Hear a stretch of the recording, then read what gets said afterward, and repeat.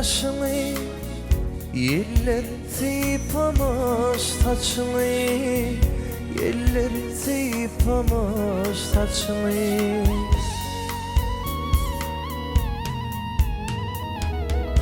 Kanı bakkallar başını, min senin yanına geldim, yar senin yanına geldim.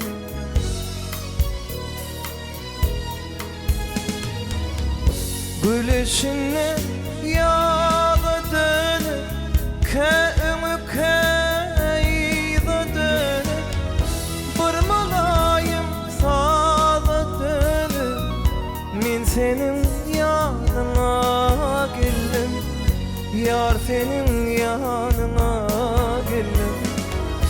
Vurmalayım sağa dönüp, min senin yanına, yar senin yanına geldim.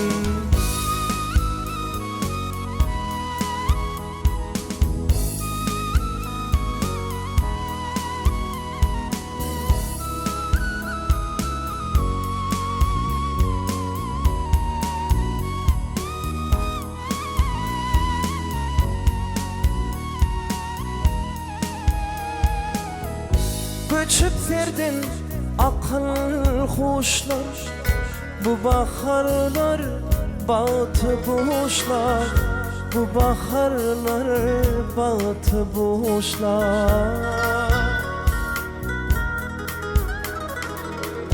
Baht için hiç kaçan geçler, min senin yanına geldim, yar senin yanına geldim.